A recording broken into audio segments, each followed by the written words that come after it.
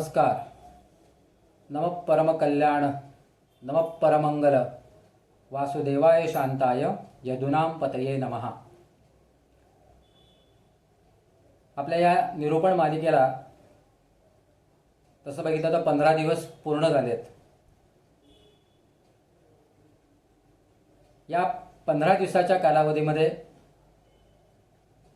मनोपासना हा विषय आपण वेगवेगळ्या अंगाने समजून घेण्याचा प्रयत्न करतो आहोत. मुळातच हा विषय नवीन असल्यामुळे तो समजून घ्यायला आणि मग आचरणात आणायला त्याला निश्चितच काही कालावधी जाईल, यात काही शंका नाही. अनेक गोष्टी अशा असतात की जर प्रस्थापित व्यवस्था किंवा प्रस्थापित आपल्या ज्या समजुती असतात, परंपरेने आपण मनामध्ये ज्या काही गोष्टी भरून ठेवलेल्या असतात, त्याला कुठेतरी तडा देणारा किंवा धक्का देणारा विचार मांडला गेला तर तो सहसा पचनी पडत नाही किंवा पडायला वेळ लागतो. हे अनेक गोष्टींबाबत सांगता येईल. म्हणजे काही नव्याने सांगायची वेळ आली की मग त्यातले अनेक कंगोरे उलगडून दाखवत आणि त्याची अनिवार्यता ही आजच्या काळाशी कशी सुसंगत आहे याची सुद्धा मांडणी करायला लागते. विशेषतः अलीकडच्या काळामध्ये काही सिद्धपुरुषांनी आणि संत पुरुषांनी हा प्रयत्न केला आणि समाजामधल्या विकृती कमी व्हाव्यात, समाजमन अधिक संस्कारित व्हावं, जीवनमूल्यांची यथार्थता लोकांना समजावी, यासाठी आटोकाट प्रयत्न केला.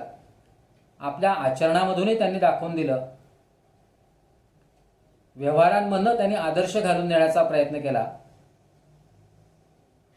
आणि मग त्यांनी दाखवलेल्या मार्गावरनं मार्गक्रमण करण्याचा प्रयत्न अनेक जण करतात.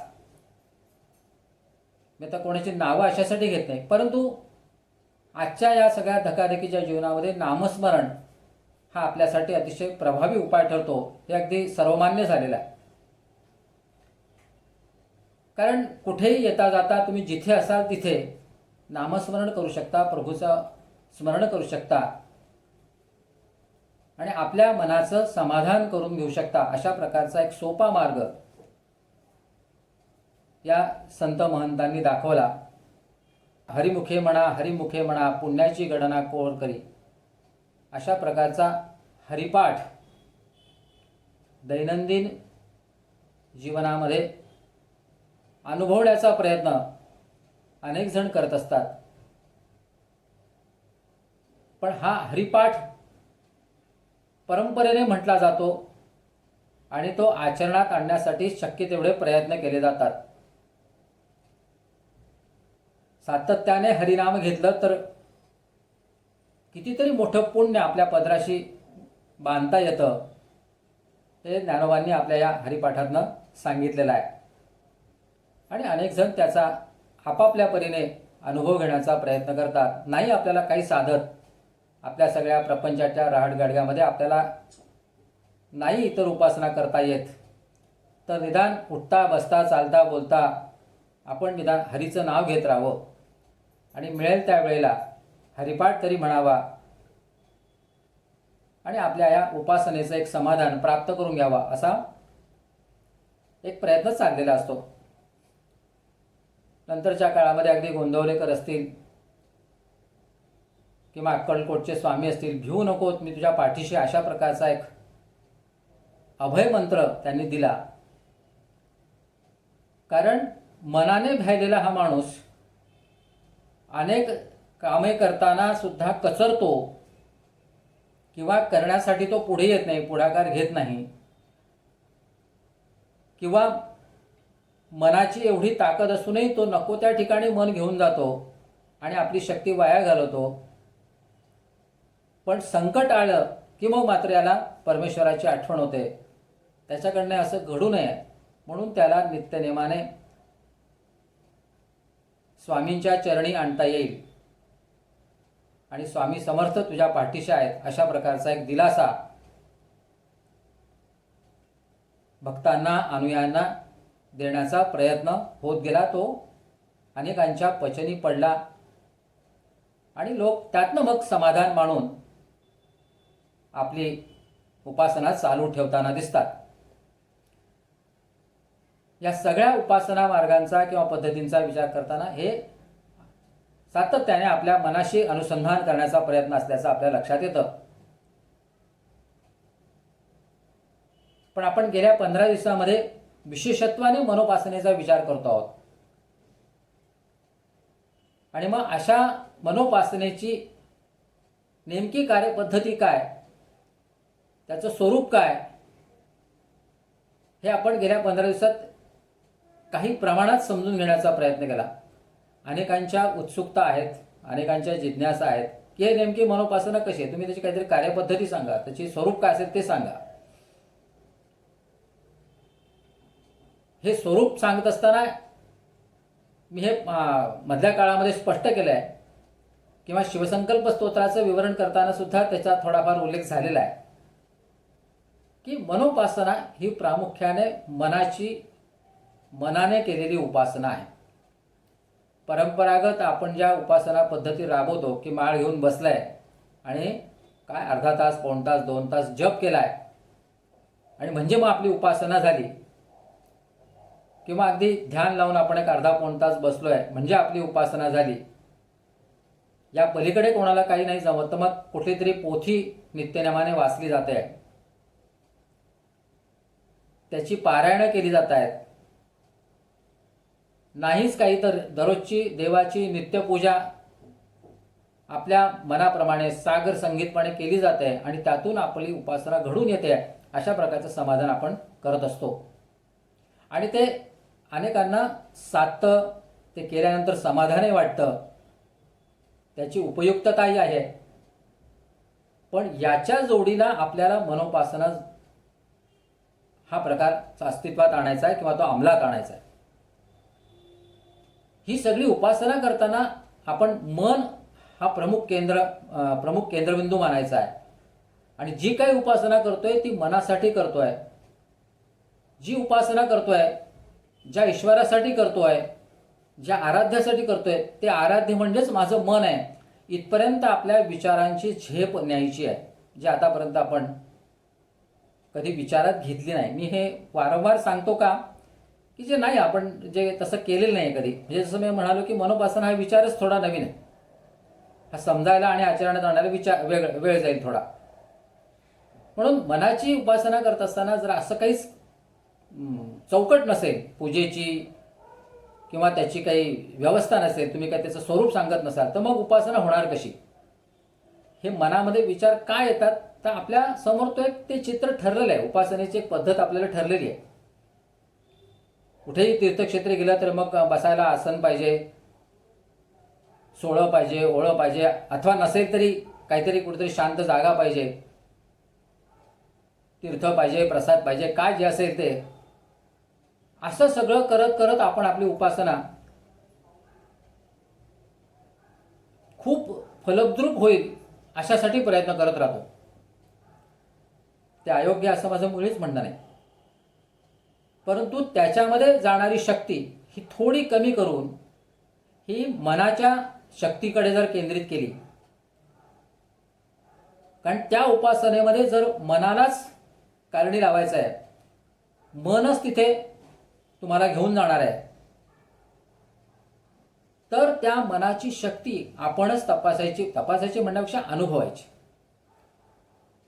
मनाची ही शक्ती माझ्याच जवळ आहे आणि ती ईश्वररूप शक्ती आहे, ही जाणीव सातत्याने मनामध्ये निर्माण करायची.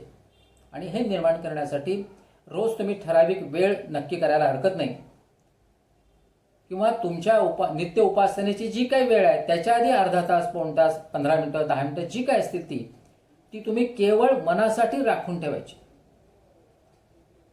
आपण अनेक गोष्टी अनेकांसाठी आपल्या मनात राखून ठेवतो किंवा आपलं मन त्यांच्यासाठी राखून ठेवतो.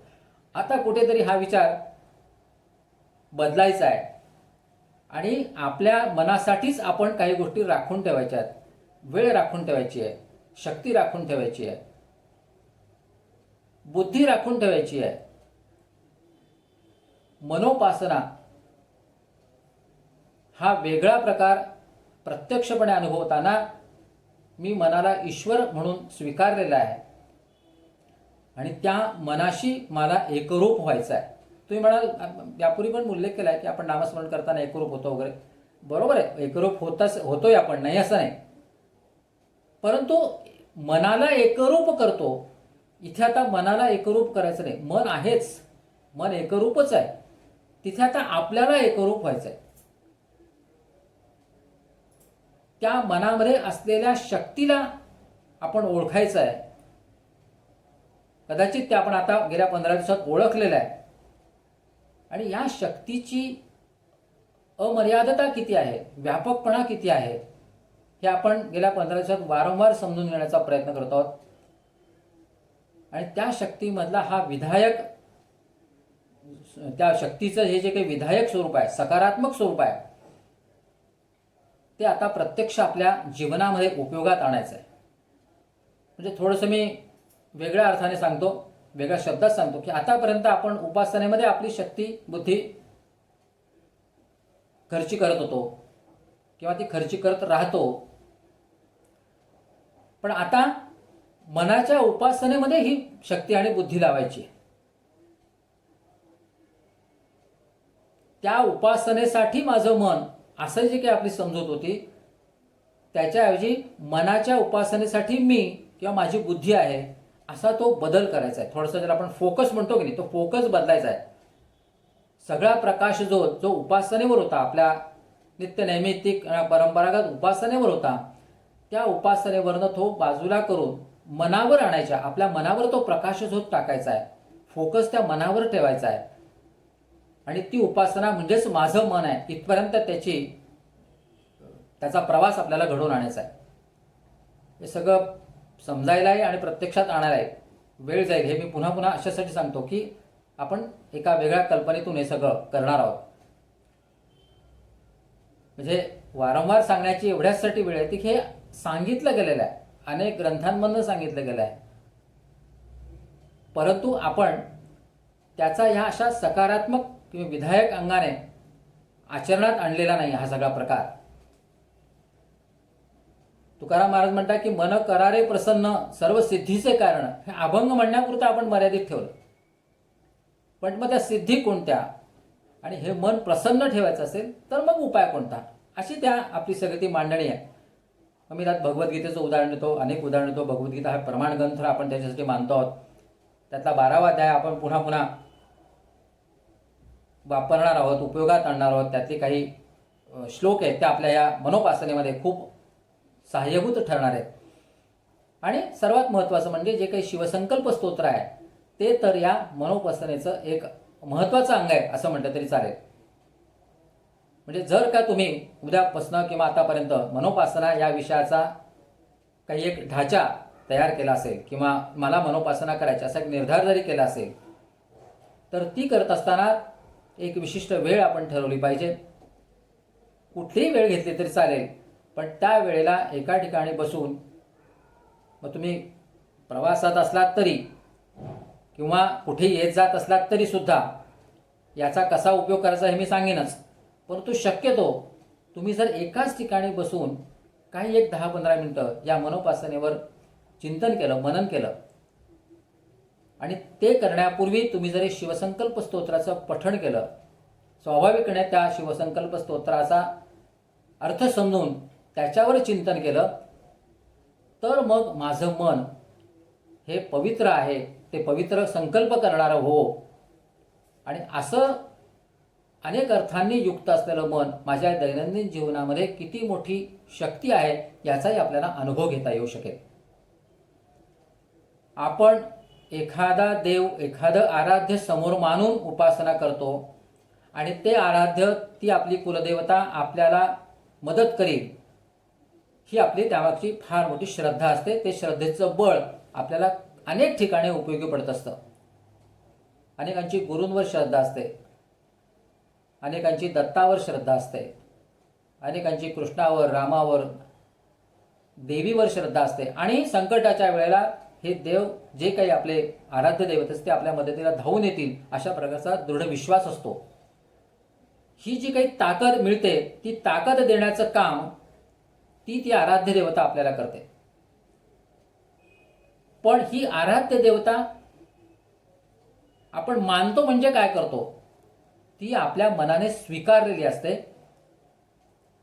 आपल्या मनामध्ये तिच्याविषयी एक निष्ठा निर्माण झालेली असते आणि म्हणून आपण तिची आराधना करतो. ही आराधना करत असतानाच्या आपल्या अपेक्षा स्पष्ट असतात, त्यात काही लपवायचं काही कारण नाही आहे. ताकाला द्यायचं आणि भांडं लपवायचं असं करायचं काही कारण नाही आहे. पण आतापर्यंतच्या ह्या उपासनांमध्ये आपण आपलं एक आराध्य दैवत ठरवून त्याच्याशी निगडीत आपली सगळी उपासना केलेली होती. पण त्या उपासनेमध्ये आपलं मन आपण तिथे घेऊन जातो. आता मन आपल्याजवळच राहणार आहे आणि त्या मनाशी जी काही आपली आराध्यता आहे तिला आपण आता संलग्न करणार आहोत. काही क्षण तुमच्या मनामध्ये असा विचार येईल की सारखंच आहे ते काय हे काय, पण तसं नाही आहे. तुम्ही प्रयोग करून बघा. म्हणजे मी दररोज जर कृष्णाच्या मूर्तीसमोर बसत असेल तर कृष्णाच्या मूर्तीचं मी मनामध्ये ध्यान करतो. त्याच्या रूपाचं, त्याच्या स्वरूपाचं, त्याच्या कर्तृत्वाचं, त्याच्या सगळ्या गुणांचं मी ध्यान करतो आणि तो कृष्ण मला सहाय्यभूत व्हावा किंवा माझ्या जीवनाचं त्याने योगक्षेम पाहावा, कल्याण करावं, उद्धार करावा, आत्मोद्धार करावा, अशा प्रकारची आपली सगळी ती प्रार्थना असते किंवा उपासना त्यासाठी चाललेली असते. पण तो कृष्णच माझं मन आहे. बघा, थोडा म्हणजे तुम्ही जर नीट विचार करा तर लक्षात येईल, तो कृष्णच माझं मन आहे आणि तो माझ्या मनामध्ये स्थित आहे, माझ्या हृदयामध्ये स्थित आहे. तो जर माझ्या मनामध्ये असेल, प्रत्यक्ष वसणार असेल, तर आता जे असलेलं जे अंतर आहे ते नाहीसं होतं आणि तो प्रत्यक्ष माझ्या मनामध्ये असलेला ईश्वर माझ्यामध्ये अधिक शक्ती निर्माण करणारा, अधिक आत्मबल निर्माण करणारा, माझ्या मनाचं सामर्थ्य अधिक कितीतरी पटीने वाढवणारा आहे. हा नवा विचार आपल्यामध्ये बिंबवता येऊ शकतो. थोडं आणखीन विश्लेषण करून सांगतो की ती आराध्य देवतेचं पूजा उपासना करताना आपण त्याच्याशी निगडीत राहत असतो. त्याच्याशी आपल्या शक्ती आणि बुद्धीचा सगळा खेळ चाललेला असतो आणि आपण त्याच्यासाठी वेळ देत असतो. पण अनेक तत्वग्रंथांमध्ये अनेक संत महंतांनी हेच सांगितले की अरे ते मन जे आहे ना तेच तुझं ईश्वर आहे, हे त्यांनी सांगितलेलं आहे. पण आपण त्याचा आणि अशा पद्धतीने त्याचा उपयोग किंवा त्याचा विनियोग किंवा आराधना उपासना ही कधी आपण करण्याचा प्रयत्न केला नाही. आपल्याकडे गणेशोत्सव असतो, घराघरात गणेशोत्सव असतो, गणेशोत्सव होतो, मूर्ती आणली जाते, त्याची पूजा होते, सागर संगीत, मोदकांचे नैवेद्य दाखवले जातात किंवा अन्य कुठल्याही उत्सवांमध्ये हे सगळं होतं.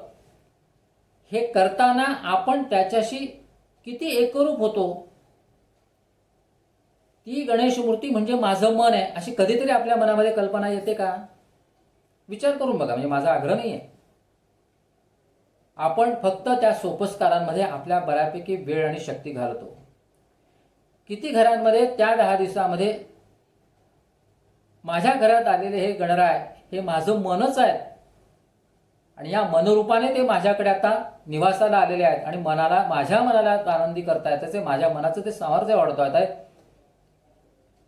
ही भावना आपल्या किती जणांच्या मनामध्ये असते हे आपण आपलं एकदा तपासून पहा, म्हणजे त्याची उत्तर आपल्याला मिळत जातील. असं होत नाही. आपण शेकडो वर्ष गणपती बसवतो, गणपतीची आराधना करतो, अनेक उत्सव करतो, अनेक व्रतवैकल्य करतो, गौरी असतात, गणपती असतात, सगळं असतं. पण त्यांची सजावट, त्यांची आरास, त्यांचे प्रसाद, नैवेद्य आवश्यक आहे.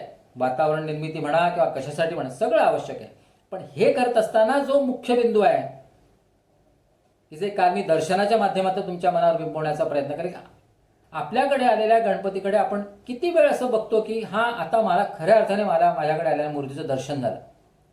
दर्शनाला हजारो लोक येऊन जातात, पण ज्याने गणपतीची प्रतिष्ठापना केलेली असते त्याचं आणि त्या गणरायाचं खऱ्या अर्थाने दर्शन होतं का? मनोमिलन होतं का? तो मनामध्ये प्रतिष्ठापित होतो का? तो खरं तुमच्या मनात प्रतिष्ठापित होण्यासाठी उत्सुक असतो. आपण म्हणतो की भगवंताला धन नको, मन हवं, पण आपण देतो का मन त्याला? आपण मन काही देत नाही. आपण तसे महाकंजूस असतो. आपलं मन आपल्याला असं सहजासहजी कोणाला द्यायची इच्छा नसते, किंवा आपल्या मनाचा आपण आपल्या सोयीने उपयोग करून घेत असतो. त्यामुळे धन नको मन हवं असतं हे आपल्याला कळतं, पण ते मन द्यायचं कसं याची व्यवहारता आपल्याला काही तेवढी जाणीव राहत नाही. ही जी उदाहरणं आहेत ही अनेक स्वरूपामध्ये आपण अनेक वर्षातनं पाहत आलो, अनुभवत आलो. आणि मग प्रश्न पडतो की प्राप्त काय झालं. ही जी कुठेतरी खंत आहे, शल्य आहे, याचाही आपण विचार केला पाहिजे. मनोपासना काय करायची ती याच्यासाठी करायची. माझ्याकडे परंपरेने पिढीजात हे उत्सव होत आलेले आहेत. हे उत्सव होत असताना माझं आणि परमेश्वराचं तादात्म्य किती झालं, माझ्या कुलदेवतेशी मी किती एकरूप झालो, याचा हिशेब, याचा ताळेबंद मनोपासना आहे असं म्हटलं तरी ते चुकीचं ठरणार नाही. आणि हे सातत्याने रोज गेलं पाहिजे. जसं तुम्ही एखादा व्यवसाय करतात किंवा घराचा जरी दररोज दैनंदिन व्यवहार असला तर महिन्याकाठी तुम्ही त्याचा कुठेतरी ताळेबंद बांधतात की किती खर्च झाला, किती जमा पडले, अजून काय आपल्याला पाहिजे होतं, किती काय लागणार आहे, याचे आपण आढावा घेत असतो, ताळेबंद बांधत असतो. त्याच पद्धतीने आपल्या उपासनेचा ताळेबंद म्हणजे मनोपासना आहे. आणि हे रोज करायचं आहे. रोज केल्याचा निश्चितपणे काही परिणाम साधेल. कारण जसं व्यापारी लोक दररोज संध्याकाळी खतावणी घेऊन सगळं बघतात आणि आज काय खर्च झाला असा विचार करतात. हे जर आपण लौकिक व्यवहारामध्ये करत असतो, दैनंदिन व्यवहारामध्ये करत असतो, तर हे सगळ्या विश्वाची रचना करणारा, आपला हा सगळा जीवन व्यवहार चालवणारा, हा देह सांभाळणारा जो कोणी एक परमेश्वर आहे, जी काही एक शक्ती आहे, त्या शक्तीला मी काय अर्पण केलं किंवा मी त्याच्याशी कसा वागलो, मी त्याच्यास कशी उपासना केली, किंवा मी दिवसभर जे काही केलं त्याचा आणि परमेश्वराशी काही संबंध होता की नाही, याचा ताळेबंद मांडला जाणं, बघितलं जाणं, यालाच आपण आत्मावलोकन म्हणा, चिंतन म्हणा, मनन म्हणा. परंतु त्याला उपासना असा एक शब्द जर वापरला तर त्यातनं प्राप्त होणारी एक जी प्रसन्नता आहे, मांगल्य आहे, आणि याची नित्य साधना जर होत गेली आणि मग ते परमानंद मिळणार, यात काही शंका राहत नाही.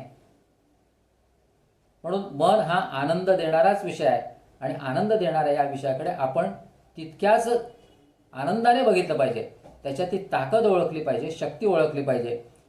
याच्यासाठीच ते शिवसंकल्प स्तोत्र आपण सलग 6 दिवस अभ्यासाचा प्रयत्न केला होता. शिवसंकल्पामधनं संकल्पही करायचे आहेत आणि आपल्या मनाला पवित्र करण्याचाही प्रयत्न करायचा आहे. संत एकनाथांनी फार सुंदररित्या सांगितलंय. ते असं म्हणाले की मना माझी भवभय तारणी, मना माझी भवभय भरणी, ते मन रातले हरिचरणी, आता भयाते तेथ कोण मानी, आता भयाते तेथ कोण मानी, मन मनपणी असेना. फार सुंदर विवरण केलं सर. मन हे काय आहे, भवभय भरणी आहे, हे सगळं ते मान्य करत आहेत. पण तिथेच जर मनाची उपासना सुरू झाली, मनोपासना सुरू झाली, तर मग मन सुद्धा तिथे राहत नाही. मन मनपणी असेना असं त्यांनी उल्लेख केलाय.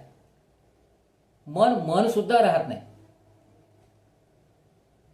हे मन सुद्धा न राहणं म्हणजेच मनोपासना आहे. याची कुठलीही तुम्ही जर परंपरागत ढाच्यात त्याला जर बसवायचा प्रयत्न केला तर ते बसणार नाही. याला कुठलीही सामुग्री नाही, उपकरण नाही, गंध नाही, फूल नाही, फळ नाही, काही नाही. हा म्हणाला हा सगळा ध्यानधारणेचा प्रकार आहे किंवा फार उच्च दर्जाची उपासना, अजिबात नाही. आणि असं जेव्हा आपण म्हणतो तेव्हा आपण एका मोठ्या हेतूपासून पळवाट काढतोय असा त्याचा अर्थ होईल. हाच मनाचा पळपुटेपणा असतो की जिथे काही असे शिवसंकल्प करण्याचे प्रयत्न होतात, अशी जी काही आराधना करण्याची वेळ येते, तिथे आपलं मन तयार होत नाही. म्हणजे मी जेव्हा असं म्हणतो मनोपासनेमध्ये मन सातत्याने आपल्याला बरोबर ठेवायचं आहे. अनेकांची अडचण होऊ शकते. मनाला बरोबर ठेवायचं तर मग अनेक व्यवहार करताना आपण तर मनाला न आवडणारे व्यवहार करत असतो. ते कसं आवडेल मनाला? मग आपली अडचण होईल, आपल्याला करता येणार नाही. मग आपण काय करतो, देव आपला देवाऱ्यात आहे, सकाळी पूजा केली, उदबत्ती झाली, शिऱ्या बिऱ्याचा नैवेद्य झाला, तर देव देवाऱ्यात, मी माझ्या कामात, मला जे काही करायचं ते मी करेन. आणि पुन्हा मग दिवसभरात संध्याकाळी येऊन पुन्हा देवाला म्हणायचं, देवा दिवसभर काय घडलं असेल त्याबद्दल माफ कर, क्षमा कर, क्षमा याचना करायची. आणि पुन्हा दुसऱ्या दिवशी अनेक तडजोडी आणि या सगळ्या गोष्टी करायला मोकळं व्हायचं. या गोष्टींचा अक्षरशः भडीमार होत राहतो.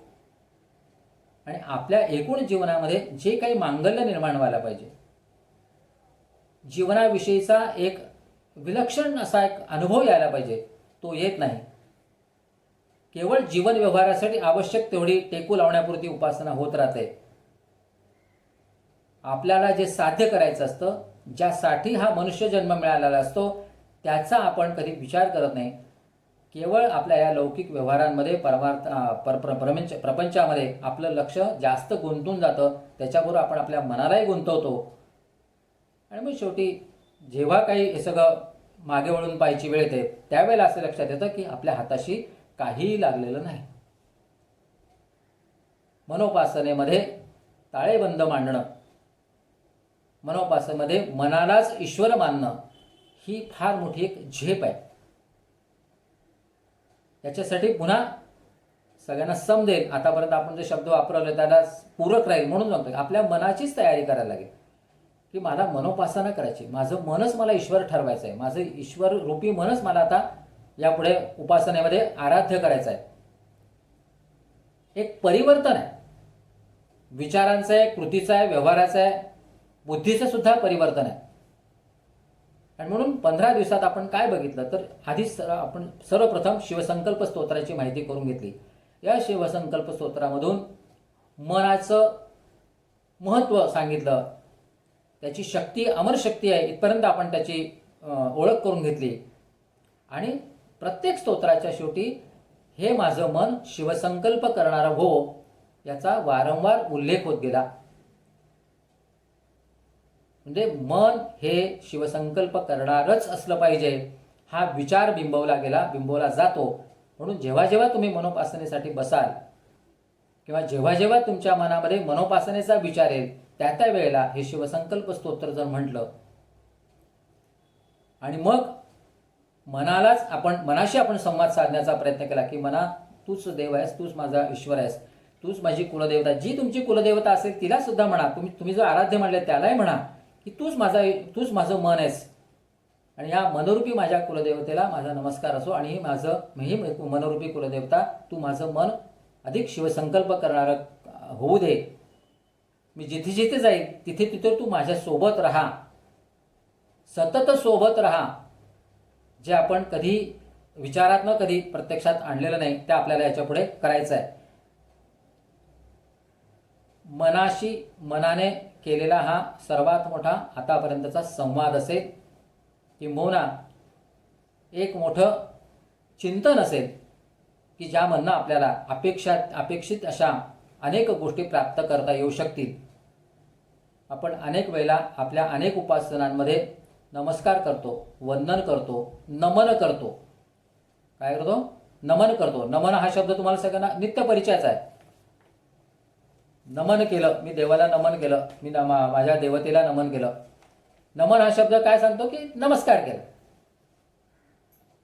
नमस्कार केला म्हणजे नमन झालं असं आपला रूढार्थाने आपण त्याचं सगळं हे बघतो. पण हाच शब्द नीट तपासला का तर पुन्हा मन शब्द म्हणून सांगतो. तुम्ही जेव्हा नमन करतात त्यावेळेला तुमचं मन तिथे न मन तेथे सुद्धा ते मन राहता कामा नये. ज्याप्रमाणे मी काल तुम्हाला एकांत या शब्दाची उकल करून सांगितली होती की एकांत म्हणजे काय, तर तिथे मी सुद्धा एकटेपणाने राहत नाही, त्या एकटेपणाचाही अंत होऊन जातो. तिथेच या नमनामध्ये मन सुद्धा नमन होतं. मन सुद्धा तिथे मन म्हणून राहत नाही किंवा मन तिथे नम्र होतं असे तुम्ही अर्थ घेतला तरी चालेल. पण मन नमन होतं ते मन, जिथे मनही राहत नाही, मनाशी एकरूप होऊन जातं ते नमन असतं. या नमनाचा अर्थ समजून घेणं आणि त्याप्रमाणे व्यवहार करणं हे जरी कळलं तरी सुद्धा मनोपासनेला ते पूरक ठरेल. मनोपासनेमध्ये मी नमन करतोय म्हणजेच काय करतोय, तर माझ्याच मनाला, माझ्याच मनातल्या ईश्वराला मी नमन करतोय. आपण ज्या युगामध्ये राहतो तिथले सगळे जीवनव्यवहार प्रचंड धकाधकीचे आहेत. अनेक अडचणींमधून आपण जात असतो. सध्याची परिस्थिती आपल्या सगळ्यांना माहिती आहे. पण हा सगळा जीवनव्यवहार करत असताना ह्या मनोपासनेतनं मिळणारं समाधान एका वेगळ्या स्तरावरचं राहील. कसं आहे, ह्या मनोपासनेतनं काय आपल्याला प्राप्त होईल असं अगदी जाता जाता जर मी उल्लेख केला तर असं आहे, तुम्ही जेव्हा एखाद्या प्रवासाला जातात, प्रवासाला गेल्यानंतर तिकीट तपासणी येतो गाडीमध्ये आणि तो तुमच्याकडे तिकीट मागतो. तो तिकीट मागतो त्यावेळेला तुम्ही तिकीट दाखवतात. ते दाखवत असताना तो तिकीट तपासणीस तुमच्याशी काही हवा पाण्याच्या गप्पा मारत नाही. तुम्ही कोण आहात, काय आहात, तुम्ही काय पुण्य केलं, तुम्ही कोणती उपासना करता, तुम्ही कोणतं दानधर्म केलं, तुम्ही कोण आहात, तुमचं पद काय आहे, अधिकार काय, याची काहीही तो चौकशी करत नाही. त्याला फक्त तिकिटाशी मतलब असतो. आपलं मन हे तिकीट तपासणीचे असं समजा तुम्ही. हे रोज मन तुमच्याकडे येईल आणि तुमच्याकडे तिकीट मागेल. कसलं, तर तू माझ्याशी किती समरस झालाय, या जीवन प्रवासाला तू निघालायस, तेव्हा या जीवन प्रवासामधलं तुझं माझं जे काही नातं आहे किंवा जे काही श्रद्धेचं म्हणा किंवा उपासनेचं म्हणा, जे काही तिकीट आहे ते मला तू दाखव. तू दररोज काय करतोस ते आम्हाला सांग. पिताळेबंद हा शब्द यापूर्वी वापरलाय. जर ते तिकीट तुमच्याकडे नसेल तर प्रवास नीट होणार नाही, किंवा झाला तरी मग तो रडत खडत पडत किंवा तो तिकीट तपासणी जसं वागवेल तसं तुम्हाला करावं लागेल. आणि म्हणून मन हे तिकीट तपासणीचे असं लौकिक अर्थाने आजच्या व्यवहाराला पूरक असं एक उदाहरण जरी तुम्ही लक्षात ठेवलं, तिथे तुम्ही कोण आहात याला काही महत्त्व नाही. तुम्ही काय पैसा कमवतात, कुठली पदं तुमच्याकडे आहेत, सत्ता काय आहे, हे सगळं तिथे विसरायचं आहे, विसरावं लागेल. आणि त्या तिकीट तपासणीला फक्त मी मन आहे, माझ्या हृदयामध्ये मनरूपी ईश्वर आहे आणि त्याची मी नित्यपणाने उपासना करतोय. आणि आपल्याच मनाचा आपणच घेतलेला तो एक ताळेबंद असतो, तीच आपली उपासना असते. ही स्थिती येणं, मनाबरोबरचं हे नमन आपल्याला खूप मोठ्या एका वेगळ्या विचारापर्यंत घेऊन जाणार असेल. कारण हेच मन जीवनातल्या सर्व व्यवहारांचं साक्षीदार असतं. त्याच मनाला आपण साक्षी ठेवायचं आणि आपण काय काय केलं ते सांगायचं असतं. अनेक म्हणतात की तन मन धनाने सेवा करा. पण मनाने सेवा करायची झाली की मग जरा आपण तनाने करू शकतो, धनाने करू शकतो, पण मनाने सेवा करायची झाली आपलं गाडं थोडं गडबडतं. आणि म्हणून ह्या उपासनेचा जो मुख्य भाग आहे, गाभा आहे, तो आज आपण थोडासा समजून घेण्याचा प्रयत्न केलेला आहे. आणि अशा प्रकारची ही मनोपासना एका वेगळ्या स्तरावर आपल्याला घेऊन जाते. याच्यासाठी आधारभूत ग्रंथ आपण भगवद्गीता याच्यासाठी मानतो आहोत की काल जसं मी उदाहरणात सांगितलं होतं की भगवद्गीतेच्या पहिल्याच श्लोकामध्ये विषाद योग येतो. हा विषादच हा आहे की आपण आपल्याला समजून घेतलं नसतं. कृष्ण अर्जुनाला म्हणतोय, अरे तू असा गर्भगळीत कसा होतोय, मला कळत नाही, आणि याच वेळी तुला कसा काय हा सगळा मोह सुचतोय. हा जो ही जी त्याची व्यथा आहे भगवान कृष्णाची, ही काही योग्य वेळ का, तुला असा कसा हा सगळा मोह सुचला कसा तुला. त्याचं भगवंताने जे श्लोकांमधनं त्याचं जे म्हणणं आहे ते असं मांडलंय की कुतस्त्वा कश्ममिलम विषमे समुपस्थितम अनार्य जुष्टम स्वर्गम कीर्ती कर्म अर्जुनम.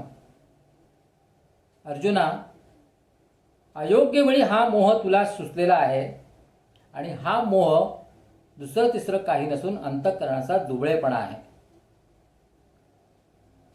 जो भगवद्गीतेचा ग्रंथ, ज्या भगवद्गीतेच्या ग्रंथामध्ये भगवंत सांगतायत की मन किंवा अंतःकरण म्हणजे मीच आहे आणि त्या मीला किंवा त्या अंतःकरणातल्या ईश्वराला तू तुझ्या कृतीतनं दुबळं ठरवण्याचा प्रयत्न करतो आहेस, मोहग्रस्त होतो आहे. भगवंत ही व्यथा सांगतोय, हीच व्यथा आपल्याला समजून घ्यायची आहे. आणि मनोपासनेतनं याचंच चिंतन करत करत, भगवद्गीतेचं बोट धरत धरत आपल्याला ही मनोपासना अधिक उपयुक्त कशी आहे, आजच्या काळाला कशी ती आवश्यक आहे, हे वेगवेगळ्या उदाहरणांमधनं समजून घ्यायचं आहे. शेवटचं एक उदाहरण सांगतो आणि आजचं हे निरूपण संपवतो. तुम्हाला पंडित मदन मोहन मालवीय हे नाव माहितीच असेल, ज्यांनी बनारस हिंदू विद्यापीठाची स्थापना करण्याकरता अक्षरशः स्वतःला झोकून दिलं होतं. अतिशय कष्ट घेतले आणि हे विद्यापीठ उभं राहावं म्हणून त्यांनी काय काय प्रयत्न केले नाहीत. देणग्या गोळा करण्यापासून स्वतः ते फिरत होते. अतिशय विद्वान माणूस. कोणाकडेही जाऊन ते देणग्या मागायचे. त्यांना त्याची त्यांच्या विद्वत्तेची, मोठेपणाची कुठली लाज त्यांना नव्हती, अभिमान नव्हता आणि प्रत्येक ठिकाणी जाऊन ते प्रयत्न करत असत, देणगी मागत असत. एकदा ते एका व्यापाऱ्याकडे जातात, धनाढ्य व्यापाऱ्याकडे जातात आणि गेल्यानंतर त्याच्या त्या दिवाणखान्यामध्ये त्याचा एक लहान मुलगा असतो. तो काडी पेटीशी खेळत असतो आणि काडी पेटीशी खेळताना ते काड्या घेतो, विझवतो, काड्या पेटवतो, विझवतो. हे तो व्यापारी बघतो आणि त्या पोराला चोप देतो. तो पोरगा रडतो, तो निघून जातो. नंतर यांची गप्पा-टप्पा होतात आणि पंडित मदन मोहन मालवीय आपल्याकडे आलेत आणि ते एका विद्यापीठाच्या चांगल्या कामासाठी आपल्याकडे पैसा मागतात. असं म्हटल्याबरोबर ते लागलीच त्याला 50,000चा चेक काढून देतात. मालवीजींना हे कळत नाही की त्या काड्या पेटीची जे नुकसान होत होतं, तो पोरगा ते नाहीसं करत होता, म्हणून यांनी त्या मोराला बदलून काढलं. आणि यावरून त्यांचा असं समज झाला की हे व्यापारी लोक कसे असतात की ज्यांना एवढं सुद्धा नुकसान परवडत नाही किंवा ते नुकसान होऊ नये असं वाटायचं. जो माणूस साध्या काडीपेटीसाठी आपल्या मुलाला बदलून काढून शकतो, तो काय आपल्याला देणार, असं त्यांच्या मनामध्ये सुरुवातीला शंका येऊन गेली. हे त्यांनी विचारलं. अहो, मला आश्चर्य वाटलं म्हणे, तुम्ही तुमच्या मुलाला साध्या एका काडीपेटीसाठी मारठोक केली आणि मला 50,000चा चेक काढून दिला. त्यावेळेला तो व्यापारी असं म्हणाला की अहो, तो काडीपेटी घेऊन ते सगळं नाहीसं करत होता. त्यातनं होणार काय होतं? काहीच नाही. त्यातनं निर्मिती काहीच नाही, नाशच होता, मिळणार काही नव्हतं. पण तुम्ही विद्यापीठ उभारतायत म्हणजे किती पिढ्यांचं तुम्ही कल्याण करताय. तुमच्या विद्यापीठ उभारणीतलं हेतू हा किती उदात्त आहे. आणि जर मी त्या मुलाला आता ती शिकवण दिली नाही की अशा पद्धतीने नाश करायचा नाही किंवा ज्याचा उपयोग होणार नाही आहे, ह्याच्यासाठी मी त्याला मारठोक केली. पण तुमचं कार्य हे कितीतरी उदात्त स्वरूपाचं आहे. आणि म्हणून एक काडीपेटी आणि एक युनिव्हर्सिटी असा जर आपण संबंध लावला तर कुठली एक ऊर्जा आहे की जी आपल्या मनाला ताबडतोब स्पर्शून जाते. आणि ती ऊर्जा असं सांगते की मन जर आपलं अशा उदात्त कामासाठी असेल, परमेश्वराच्या कामासाठी असेल, ईश्वरी कार्यासाठी असेल, तर त्याला काही कमी पडत नाही. आणि असं हे ऊर्जावान मन आपण सतत आपल्याबरोबर घेऊन जात असतो. ते ऊर्जावान मन घेऊनच मालवीय त्यांच्याकडे गेले होते आणि त्यांना तशाच स्वरूपाचा उदंड प्रतिसादही मिळाला. आजच्या ह्या जीवन व्यवहारातलं हे उदाहरण असल्या मी तुम्हाला जाता सांगितलंय. मन हे असंच मोठं ऊर्जावान आहे आणि त्याची उपासना हाच आपल्यासमोर एक मोठा पर्याय असू शकतो किंवा त्याची अनिवार्यता आपल्याला अनुभवता येते. आज इथेच थांबूया. इति विद्या तपो योनिर्विष्णुरीडितः वाग्यज्ञेनार्चितो देव प्रियतांच जनार्दनः.